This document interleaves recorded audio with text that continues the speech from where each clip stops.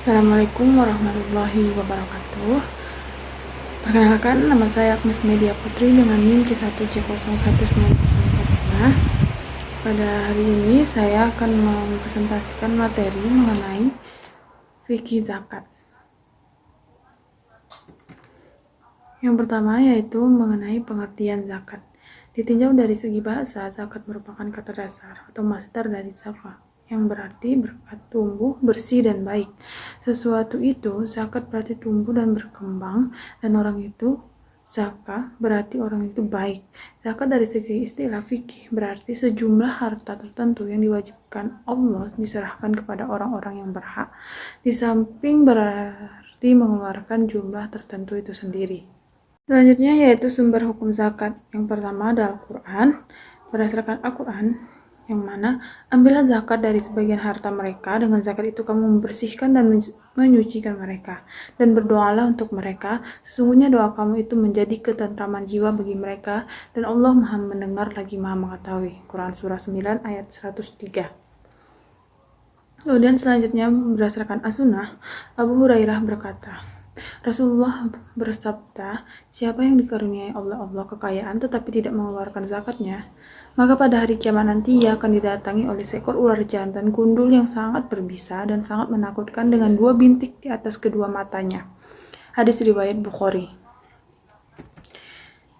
Kemudian selanjutnya yaitu jenis zakat. Yang pertama ada zakat jiwa atau zakat fitrah, adalah zakat yang diwajibkan kepada setiap muslim setelah matahari terbenam akhir bulan Ramadan, lebih utama jika dibayarkan sebelum salat Idul Fitri, karena jika dibayarkan setelah salat Id, maka sifatnya seperti sedekah biasa, bukan zakat fitrah. Kemudian selanjutnya yang kedua yaitu zakat harta, adalah zakat yang boleh dibayarkan pada waktu yang tidak tertentu, mencakup hasil perniagaan, pertanian, pertambangan, hasil laut, hasil ternak, harta temuan, emas dan perak, serta hasil kerja atau profesi yang masing-masing memiliki perhitungan sendiri-sendiri. Kemudian selanjutnya mengenai objek zakat harta. Yang pertama, zakat binatang, ternak atau zakat an'am, kemudian zakat emas dan perak, kemudian zakat pertanian atau zakat ziraah, yang kemudian keempat zakat barang temuan atau rikas dan barang tambang atau al-ma'adin, kemudian yang kelima zakat perdagangan atau tijarah, yang keenam zakat produksi hewani, yang ketujuh zakat investasi, dan yang terakhir zakat perusahaan atau institusi. Kemudian selanjutnya penerima zakat. Ada 8 golongan orang-orang yang berhak menerima zakat, yaitu yang pertama, fakir, adalah orang yang menghasilkannya belum dapat menutupi separuh dari kebutuhannya. Yang kedua, miskin, adalah orang yang penghasilannya baru bisa memenuhi separuh atau lebih dari kebutuhannya, tetapi belum bisa terpenuhi semuanya.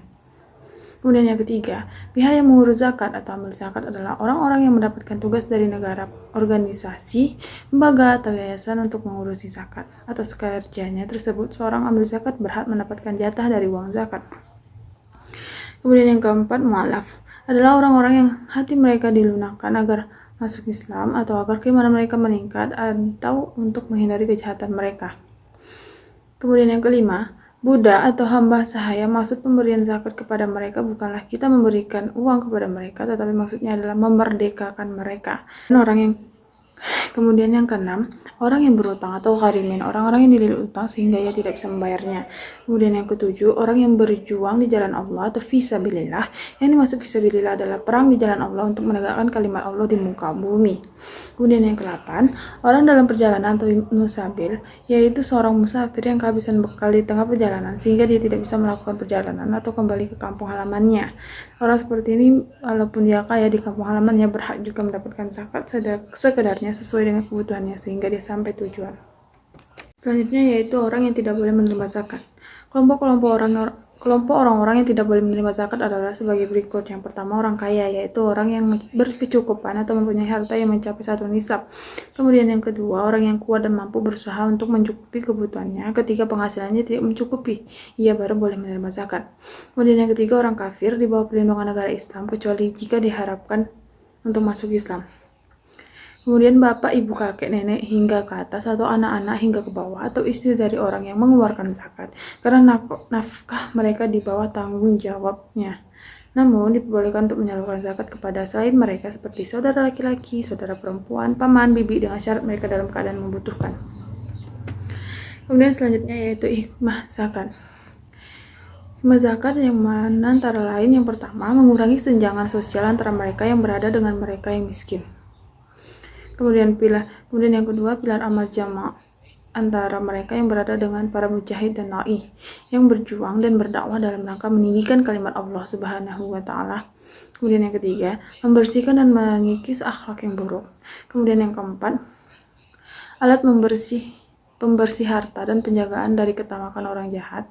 Kemudian yang kelima, mengungkapkan rasa syukur atas nikmat yang Allah Subhanahu wa taala berikan. Kemudian yang keenam, untuk pengembangan potensi umat. Yang ketujuh, dukungan moral kepada orang yang baru masuk Islam. Dan yang kedelapan, menambah pendapatan negara untuk proyek-proyek yang berguna bagi umat. Kemudian selanjutnya yaitu mengenai perlakuan akuntansi berdasarkan PSAK 109. Perlakuan akuntansi dalam pembahasan ini mengacu pada PSAK 109 yang ruang lingkupnya hanya untuk amil yang menerima dan menyalurkan zakat dan infak atau sedekah. PSAK ini wajib diterapkan oleh amil yang mendapat izin dari regulator. Meski demikian, amil yang tidak mendapat izin juga dapat menerapkan PSAK ini. PSAK 109 ini merujuk kepada beberapa fatwa MUI, yaitu sebagai berikut.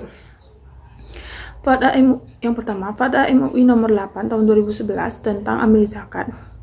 Menjelaskan kriteria, tugas amil zakat serta pembebanan biaya operasional kegiatan amil zakat yang dapat diambil dari bagian amil atau dari bagian fisabilillah dalam kadar batasan kewajaran, proporsional, serta sesuai dengan kaidah Islam.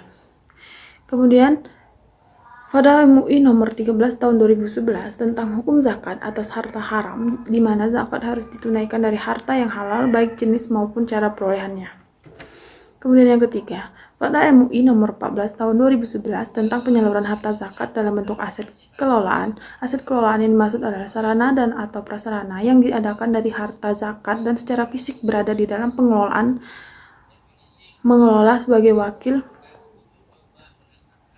mustahik zakat atau penerima zakat, sementara manfaatnya diperuntukkan bagi mustahik zakat. Jika digunakan oleh selain mustahik zakat, maka pengguna harus membayar atas manfaat yang digunakannya dan diakui sebagai dana kebajikan oleh amil zakat.